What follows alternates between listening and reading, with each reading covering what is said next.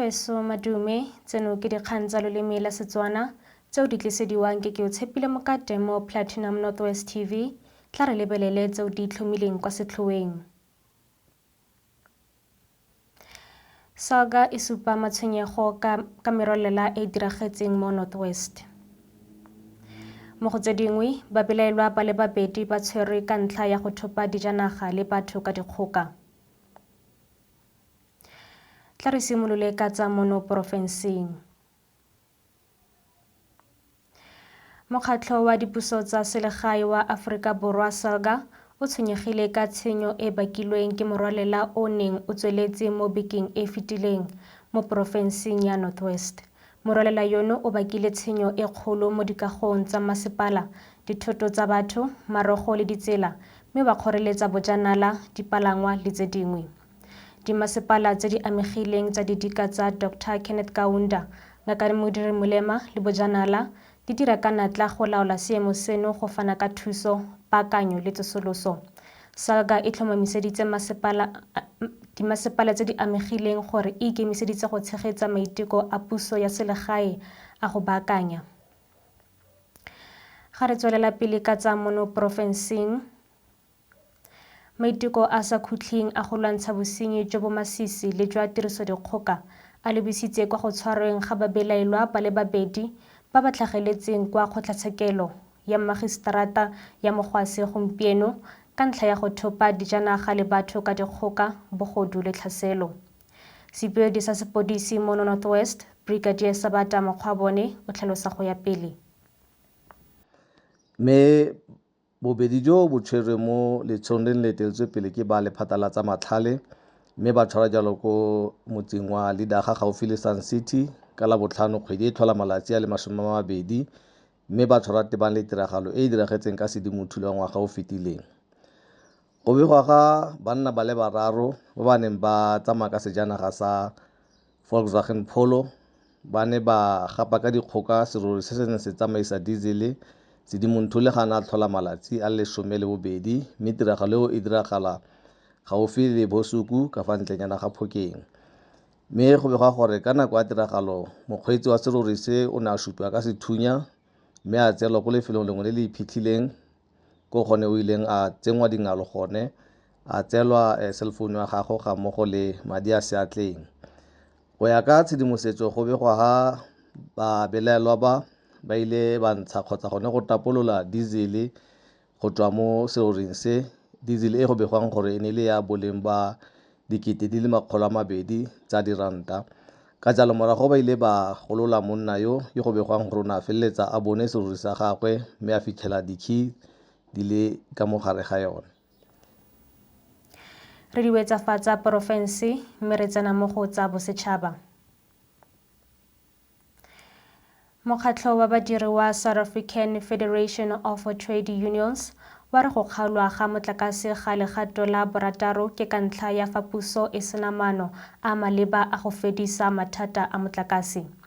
SAFTU ya re go kgaolwa ga motlakase ga legato la borataro ke ka ntlha ya fa ba Eskom ba sa dirise madi sentle. Mo pegelong e ba e golotseng morago ga puo le bobegakgang, tona ya motlakase Kgosientsho Mokgopa le badiri ba kwa Eskom, SAFTU ya re ba tshwenngwa ke mathata a tsweletseng a go kgaolwa ga motlakase mo nageng. Dikutlafa tsa bosetšhaba ga jaana re tswelela pele ka tsa boditšhabatšhaba.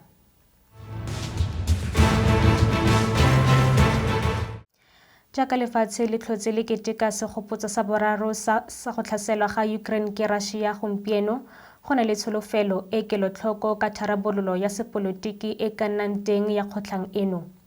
Puso ya Moporesidente wa United States Donald Trump e fetotse tsela e neng e leba dilo ka yone go tswa go itlhaola ga Russia go ya go buisana ka tlhamalalo le Moscow. Phetogo eno e lebisitse kwa go sa tlhomamisegeng ga isago ya ntwa mo nageng ya Ukraine le Europe. Re di wetsafatsa boditšhabatšhaba mme re tswelela pele ka tsa kgwebo.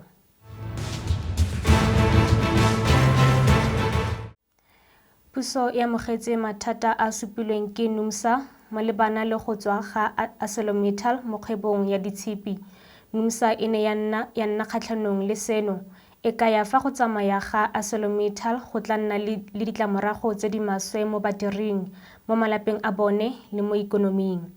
Mo tshimologong ya beke eno, NUMSA e ne ya dira boipiletso kgatlhanong le go kgaolwa ga badiri ba ba ka nnang 6,500 kwa AMSA kwa ntle ga dikantoro tsa IDC kwa Johannesburg. Dikutlafatsa kgwebo, ga jaana re tsena mo go tsa metshameko. Setlhopha sa Banyana se fentse setlhopha sa Lesotho ka 0-0 mo metshamekong wa bone wa ntlha wa boditšhabatšhaba yono o tshwaretse kwa lebaleng la metshameko la kwa Yunibesiting ya Johannesburg kwa Soweto ka thapama ya Lamatlhatso. Nako ya botlhokwa ya motshameko e diragetse fano Bahle Mdelwa a ne a nosa nno mo metsotsong e le 50 mme nno ya ba isa phenyong. Morago ga metshameko, Nobahle Mdelwa o tlhagisitse maikutlo a gagwe jaana. Yeah, first of all, I want to thank my teammates for the game for today's game, and also my coaches for putting me on the first lineup. Yeah, it was a little bit hard, but we managed to play as the team. What we did as a team, we managed to play as the team, as the coaches were saying for us to play as the team. So yeah, that is what we did. Yeah, and stick on the plan that coaches told us. For today's goal, I'm so happy because it's the goal that made the team won. Because if it wasn't for that goal, we should have been draws. Yeah, so yeah. I think we should stick more to coach's plan so that we can achieve what we want to and have more goals. Mokatisi wa Banyana Dr. Desiree Ellis o ipaakanyetsa sejana sa dinaga tsa Afrika sa basadi WAFCON ka kgwedi ya Phukwi, mme o dirisa metshameko e go atolosa setlhopha sa batshameki ka leitlho la go sireletsa sekgele sa kontinente sa Afrika. Mokatisi Dr. Desiree Ellis o ntshitse maikutlo a gagwe jaana. Look, we didn't have much time, but there's a few positives. Especially when we move the ball around, when we played those through passes for players to run onto. But I thought, having a few days, it's asking a lot, but we wanted to see something. And I think there were good moments, as I said, and there were not so good moments when we could have been better. But it's a process, and it's working with a new group of players in a very, very short space of time. I thought our movement of the ball could have been better. At times it looked good, and other times it didn't. And I think that is one area that we must work on. I think they've made a lot of progress from where we started until now. A lot of progress, but we mustn't be too harsh because the expectations is always very high when you get into the national team. But working with a new group from scratch, it's going to take some time, and it will be a process. And it's things that they need to understand, and sometimes it will work and sometimes it won't work, because they also need to concentrate, because when you play at youth level, the game is not as intense as it is, and that is one of the areas that they need to also to move the ball around and maybe not run with the ball, and those are things that will get better. But I think for what we've had this week, I think, I won't say we're happy with the way we played altogether, but we must bear in mind it's a new group as well. I think our movement off the ball needs to be a little bit better. We had very few options when we were on the ball, but I thought also when we played those balls through the channels, I thought that was really good. I think especially Katlego, I think the pace of the ball a little bit off the pace, and then we in on goal.